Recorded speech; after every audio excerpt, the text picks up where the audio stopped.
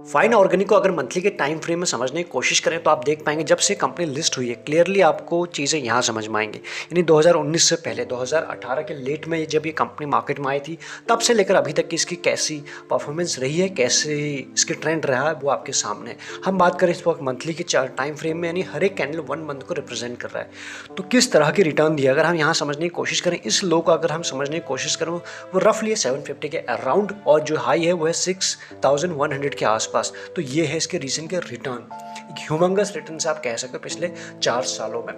अब इन 4 सालों की बात करें, इसमें सब कुछ है। अगर हम देखने की कोशिश करें, कोविड का फॉल भी है यहाँ पर, आप देखेंगे 2020 ये कोविड का फॉल है, क्वार्टरली रिजल्ट है, इन्फ्लेशन है, अगर हम बात करें वॉर है, सभी चीज़ें होने के बाद भी इसने किस तरह का रिटर्न दिया है जिसे आप कह सकते हो काफ़ी अच्छे रिटर्न दिए हैं।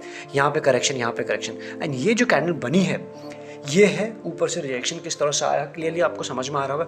या फिर ये कहें यहाँ पर प्रॉफिट बुकिंग हो रही है, ये कहें यहाँ पे बियर बैठे हुए एज ऑफ नाउ। मार्केट में भी हमको करेक्शन देखने को मिला, इसमें भी करेक्शन हुआ और ये बड़ी सी कैंडल आपको बता रही है। फर्स्ट मंथली के टाइम फ्रेम में तो आपको बड़ी सी रिएक्शन ऊपर के लेवल से देखने को मिल रही है।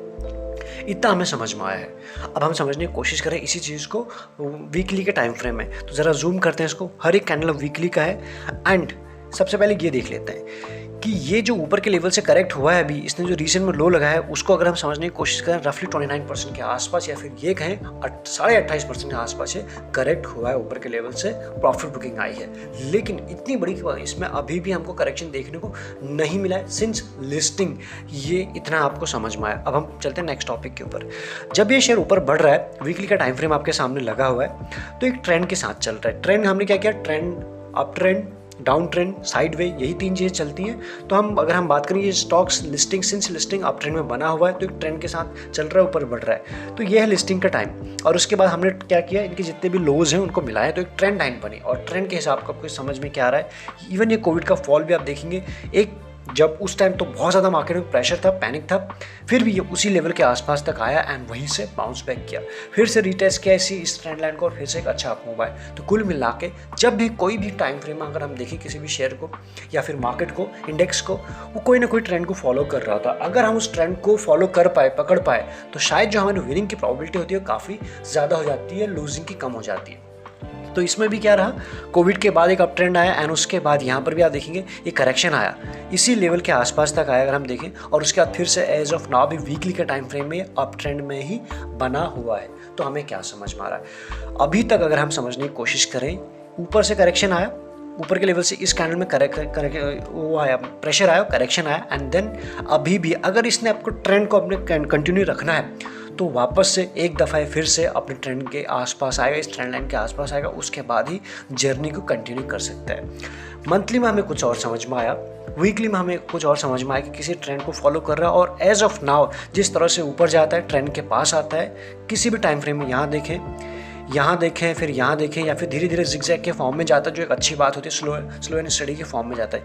यहाँ गया वहाँ गया, एक अच्छा अप मूव आया था, हो सकता है धीरे से फिर से अपने ट्रेंड के आसपास है। इतना हमें समझ में आ रहा है। बड़े टाइम फ्रेम में हमें वैसा करेक्शंस में देखने को नहीं मिला है, वीकली के टाइम फ्रेम में अब हमें कुछ इसमें करेक्शन देखने को मिला है और जो हमें मार्केट में भी देखने को मिला है। अब हम इसको एग्जैक्टली समझने की कोशिश करते हैं। 1 डे के टाइम फ्रेम में 1 डे का चार्ट लग चुका है, ये वही ट्रेंड लाइन है, हमने इसमें छेड़छाड़ बिल्कुल नहीं किया, सिर्फ टाइम फ्रेम चेंज कर दिया, यहाँ पे 1 डे आ चुका है। ओके, अब हम सबसे पहले ये देखने की कोशिश करते हैं, बीच में से अच्छा अप मूव आया था, डेफिनेटली यहाँ पे कोई न्यूज़ थी या फिर इसके रिजल्ट थे, कुछ थे पॉजिटिव न्यूज़ थी, उसी के दम पे इसमें इतना अच्छा अप मूव आया। डेफिनेटली जिन लोगों ने यहाँ पे लिया होगा, यहाँ पे या फिर किसी भी टाइम फ्रेम पे यहाँ पे लिया होगा, यहाँ पे short term trader profit booking करेंगे और वैसा ही कुछ हो रहा है। और इस तरह की रैली मार्केट में कभी भी सस्टेन नहीं होती है। सस्टेन वही होती है जिस तरह से वीकली के टाइम फ्रेम में या फिर ऐसे चल रहा है जिगजैग, धीरे धीरे उसी तरह की रैली सस्टेन होती है, जो एक हेल्दी जिसे आप कह सकते हैं। इस तरह की कभी सस्टेन नहीं, फिर चाहे ऊपर की तरफ हो या फिर डाउन साइड की तरफ हो। तो वहाँ से क्या हुआ, एक करेक्शन आया।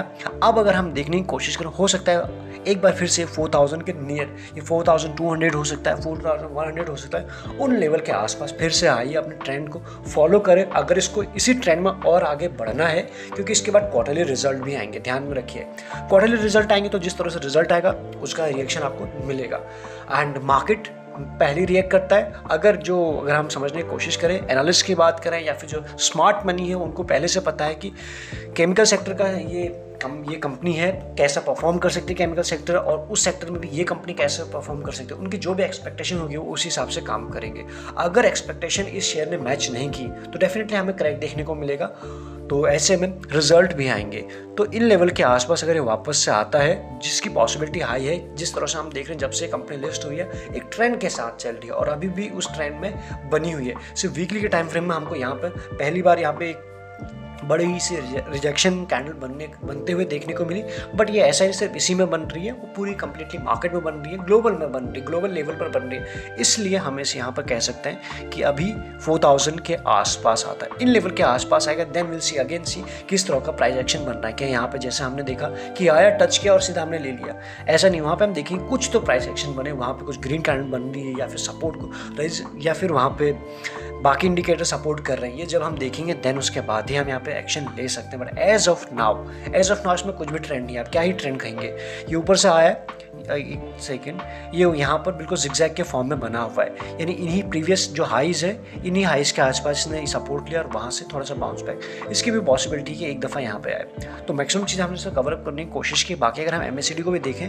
एक सेकेंड, MACD को भी अगर यहाँ पर देखें तो ये भी कोई सिग्नल अभी नहीं दे रहा, बिल्कुल फ्लैट है। और अगर हम RSI को वनडे के टाइम फ्रेम में देखें, ये 52 के आसपास चल रहा है, ना ही ओवर बॉट है ना ही ओवर सोल्ड है। तो कुल मिला के ये आपको बिल्कुल न्यूट्रल, ये भी न्यूट्रल निशान दे रहा है, साइन दे रहा है, एंड ये भी बिल्कुल न्यूट्रल है। किसी भी वे को, किसी भी साइड को ये जा सकता है, इसलिए आपको कन्फर्मेशन का वेट करना ही पड़ेगा, या एटलीस्ट ये जो लेवल है इनके ऊपर जाए तो हम कह सकते हैं, या फिर इन लेवल के आसपास आए, जो हमारा RR रेशियो होता है मार्केट में वो हमारे यहाँ से मैनेज हो जाएगा। या फिर यहाँ से हम बात करें तो हमें कंफर्म हो जाएगा कि यहाँ से ब्रेकआउट हो रहा है ऊपर, इन लेवल के आसपास ही जाने की कोशिश कर सकता है। इसलिए as of now short term trader की हम बात कर रहे हैं जो 1-2 दिन के लिए लेते हैं। यहाँ पर कोई भी ट्रेंड आपको बनता हुआ नजर नहीं आ रहा है, एक बॉक्स है जिगजैग के फॉर्म में ही चल रहा है।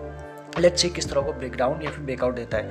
यहाँ देखेंगे जब इसने जब जो टाइम फ्रेम हमने देखा वनडे का, वीकली का, जब एक्चुअल में इसको कभी ये ब्रेक करता है वनडे और उसके नीचे क्लोजिंग देता है, तब हम ये कह सकते हैं कि जो इसका इतना बड़ा ट्रेंड हमने यहाँ देखा था, ये ट्रेंड यहाँ पे ब्रेक हो सकता है और वहाँ से इसमें बड़ा करेक्शन देखने को मिल सकता है। अभी कुछ हुआ है, अभी कुछ भी नहीं है, लेकिन हम इस ट्रेंड की बात करें, कभी ये ब्रेक होता है तो फिर हमें नीचे के इसमें प्रॉफिट बुकिंग भी देखने को मिलेगी, जो पिछले 3-4 साल से वैसे आई नहीं है। ये कब क्लियर होंगे, रिजल्ट आएंगे, इस ट्रेंड को हम देखेंगे, देन उसके बाद ही हम समझ पाएंगे कि आ रहा है या फिर यहाँ से फिर से ये अपने ट्रेंड को कंटिन्यू करते हुए वापस सुपर 6000 प्लस की तरफ बढ़ रहा है। तो मैक्सिमम चीज़ हमने इसमें कवर अप करने की कोशिश की। इसी ड्राइंग को आप भी, मतलब ड्राइंग क्या है या फिर इसको आप ट्रेंड लाइन कहें, इस तरह से आप समझ सकते हैं। ट्रेंड लाइन के हिसाब से समझ सकते हैं, प्राइस एक्शन के हिसाब से आप इसको समझ सकते हैं, और फिबोनाची के हिसाब से भी समझ सकते हैं, आपको समझने में हेल्प होगी। बाकी इस वीडियो के बाद भी इस टॉपिक के रिलेटेड आपके पास कुछ क्वेरी आप हमें बता सकते हैं। तब तक के लिए थैंक यू सो मच।